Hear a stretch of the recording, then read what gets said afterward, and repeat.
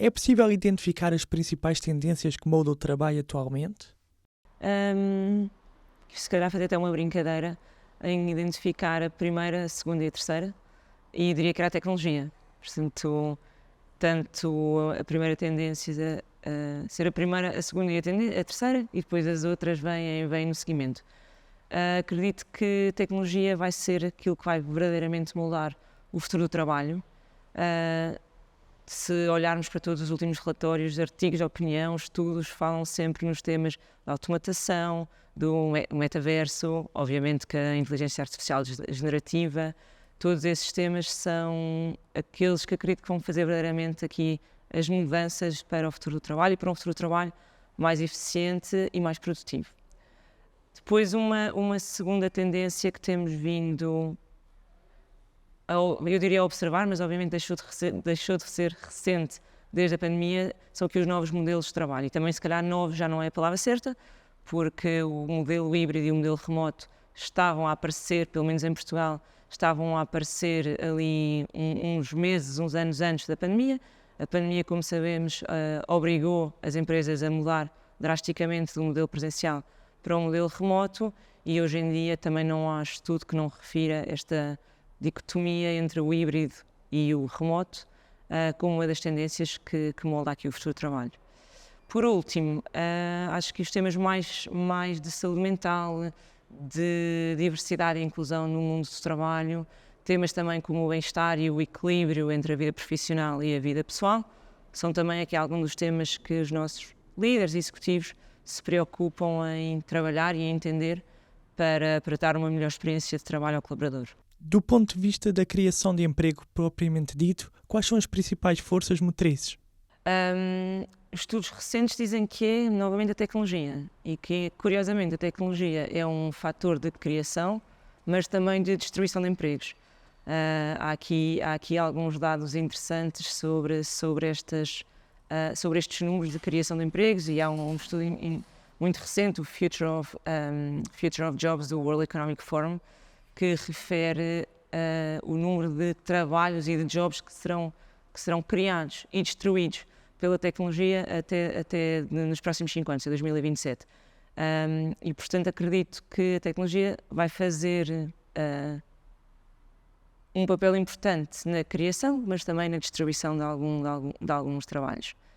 Em relação à transição para a transição energética, não é? E a parte mais para uma energia verde, também estudos mostram que vai ser um grande fator de criação de trabalhos. Portanto, todos estes temas mais de transição e da redução de carbono e uma transição para uma energia verde vão ser potenciadores de novos trabalhos.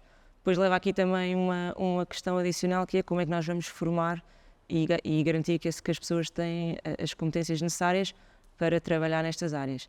E aqui também falo de uma estatística ou uma curiosidade que saiu agora um estudo recente no LinkedIn, que dizia que algumas das empresas que têm a sua participação e a sua presença no LinkedIn duplicaram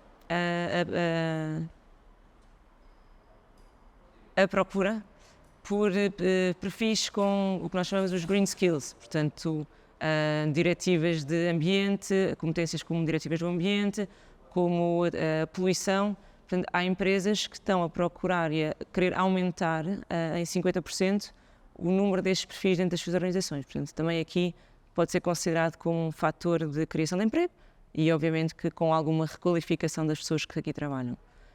Em termos da destruição de empregos, acho que também é importante referir essa parte.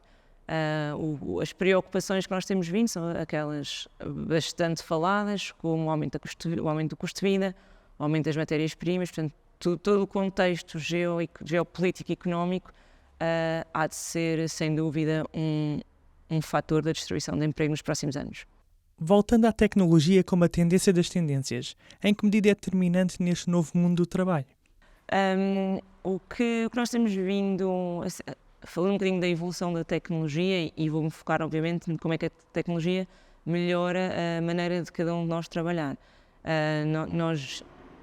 nas primeiras instâncias aqui da introdução da tecnologia, olhávamos muito para os RPAs e, portanto, para como é que alguns pequenos robôs conseguiam trazer mais eficiência e mais velocidade às tarefas mais rotineiras. Depois passámos para a substituição de algumas funções pelo uso da tecnologia e hoje em dia o que temos vindo a verificar é que já não é um substituto, mas um complemento para melhorar a nossa maneira de trabalhar.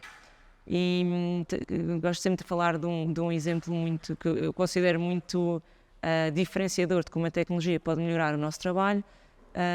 Hoje em dia, se eu estou a fazer uma reunião e estou a falar muito depressa, há tecnologias no Teams e noutras plataformas que reconhecem automaticamente que eu estou a falar muito depressa e, portanto, vão-me alertando com pop-ups a dizer: atenção, Margarida, estás a falar muito depressa e, portanto, faz um pace down do teu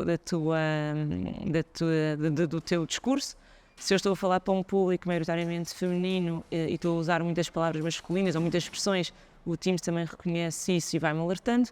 E, portanto, há aqui todos estes add-ons de funcionalidade que nos permitem fazer o trabalho muito melhor e de uma maneira muito mais produtiva. Qual é o papel e o impacto da inteligência artificial no mundo do trabalho? Olha, eu também tenho aqui alguns números. Li um estudo recente que estima-se que 18% de todos os trabalhos do mundo podem ser passíveis de ser substituídos pela inteligência artificial. O que eu acredito é que não vai ser um verdadeiro iluminador de trabalhos, mas vai ser, mais uma vez, um facilitador da melhoria do desempenho e da performance de cada um de nós. Gostava de falar aqui também de um tema novo que tem começado a aparecer, ainda não é muito falado, mas que é o tema da ansiedade, ou AI Anxiety, que prende-se muito com algumas profissões que não estavam habituadas a ser passíveis de ser substituídas pela tecnologia e que hoje em dia funções como advogados, como médicos, que começam a ter algum receio de que a inteligência artificial lhes pode vir a substituir. Eu, do que tenho lido, acho que não é isso que vai acontecer. Portanto, ela não vai substituir, vai se calhar substituir quem não sabe trabalhar com a inteligência artificial. Mas estamos cá para ver e na realidade acredito é que vai melhorar a maneira como nós trabalhamos. A introdução da tecnologia foi um desafio para algumas profissões. A inteligência artificial pode ser um desafio para outras? Exatamente, e pela primeira vez há aqui algumas profissões que têm os skills de conhecimento e mais de pensamento criativo, que agora estão sujeitas a ter alguma substituição, ainda que seja parcial, por estas tecnologias. Portanto, tipicamente aqueles trabalhadores com exercício, com trabalho físico e trabalho ao ar livre, não são hoje em dia passíveis de ser substituídos pela inteligência artificial. Portanto, há aqui uma mudança de quais são o alvo dos trabalhadores que podem aqui ser substituídos. A sustentabilidade também se enquadra neste contexto desafiante para as pessoas e para as empresas, quer seja um imperativo ou um propósito. Como olha para esta tendência? Uma das palavras que referiu, o imperativo, vejo como as primeiras ações, iniciativas que foram feitas nas empresas era por imperativos legais ou por medo de não estarem a acompanhar o que era exigido em termos de relações públicas, de muito comunicação e branding e própria imagem de marca. E isso foi um bocadinho o que começou a fazer com que as empresas olhassem para os temas de sustentabilidade. Hoje em dia não é só assim, e nós vimos que há gerações, nas gerações mais novas, que exigem que os trabalhadores olhem para a sustentabilidade e que mostrem resultados efetivos de como é que estão a implementar técnicas de sustentabilidade nas suas organizações. O tema, obviamente, que é mais e que aparece mais dentro da agenda do ESG, não é? Portanto, Environment, Social and Governance, o tema climático é sempre aquele que tem pelo menos mais presença mediática ou mais exposição mediática.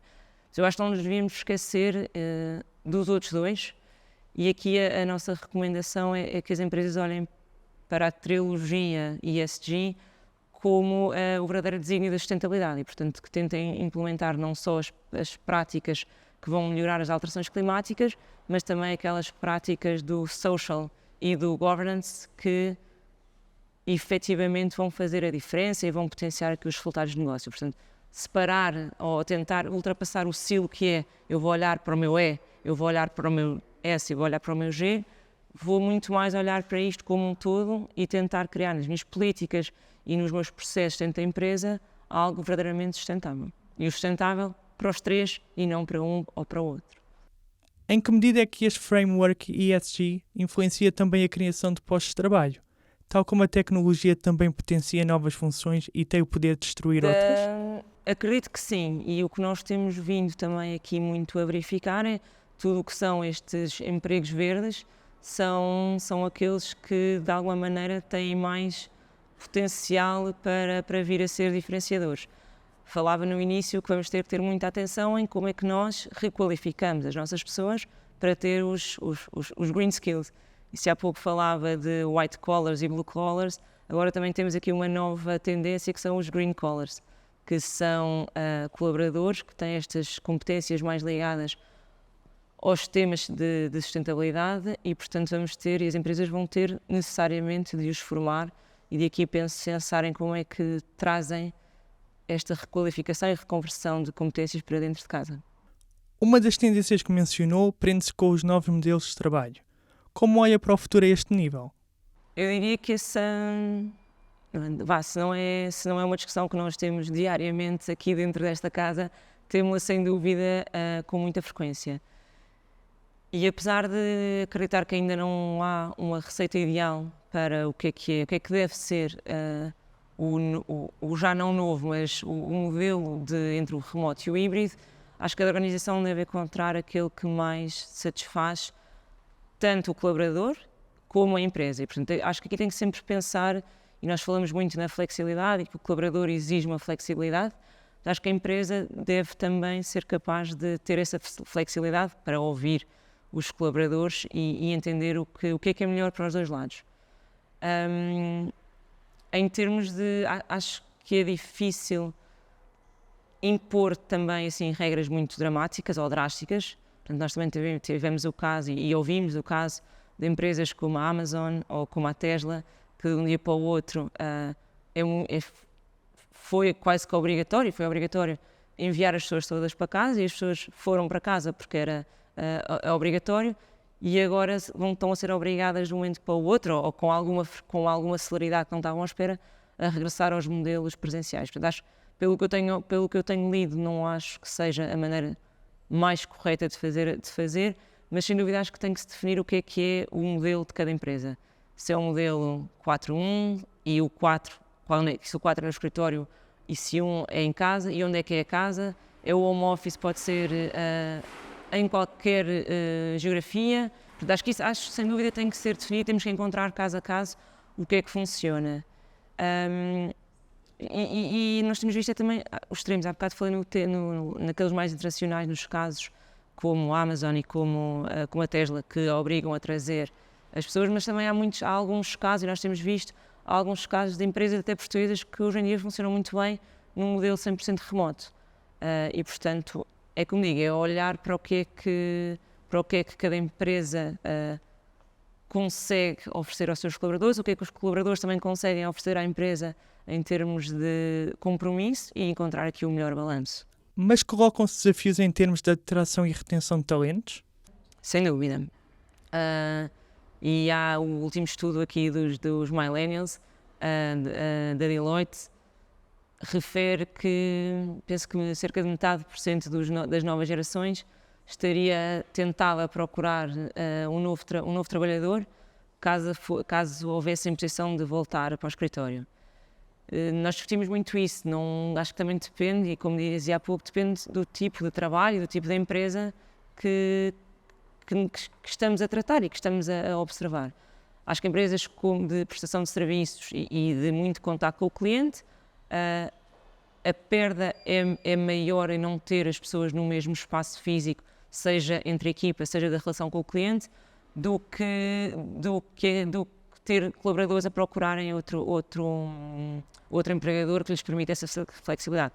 Acho que em termos de empresas tecnológicas em que esta necessidade de não estar no mesmo espaço físico potencia aos modelos mais virtuais, empresas de prestação de serviço em que o client-facing e o team-facing é muito importante, acho que não valorizam, acho que não beneficiam de trabalho de modelos 100% remotos. Outra das tendências que identificou prende-se com a saúde mental. Diria que estamos num contexto em que as empresas precisam de rever os seus modelos de gestão de pessoas? Sim, e há aqui algumas, eu diria, os primeiros passos que estão a ser dados nestes temas da gestão dos recursos humanos, e é curioso saber que, por exemplo, nós olhamos para a função e para o que é um descritivo de função, continua a ser hoje, na esmagadora maioria das empresas, a unidade basilar de tudo o que é aplicativo de recursos humanos. Portanto, nós olhamos para o recrutamento e vemos que função é que precisamos, olhamos para uma avaliação de desempenho e vemos qual é que é a função e qual é que é a avaliação que eu vou dar olhando como referência a esta função. Um pacote salarial é de acordo à função e, portanto, passaram 50, 60, 70 anos e ainda estamos muito ligados à função. Estamos aqui a observar um shift de não é a função, ou pode não ser a função que quem é o verdadeiro orientador dos modelos de gestão de recursos humanos, mas sim a competência. E, portanto, o que estamos a observar é o que se chama os SBO, Skilled Based Organizations, que orientam todas as suas políticas de recursos humanos às competências. Portanto, é um shift muito grande. Há algumas empresas que estão agora a fazer esse movimento, já com alguns resultados positivos. Acho que a maturidade aqui ainda do nosso mercado e do nosso contexto português ainda não permite fazer esse shift, mas é alguma coisa que temos que estar com atenção e olhar para as competências de cada colaborador e da empresa, quais são as competências que a empresa quer desenvolver e não só para a função. E, portanto, isso depois vai mudar, obviamente, todos os processos de recursos humanos. Vamos estar a avaliar competências e não a função, vamos estar a recrutar pela competência e não pela função, e vamos fazer tudo o que nós chamamos o hire to retire, o processo de hire to retire, com base em competência e não em função.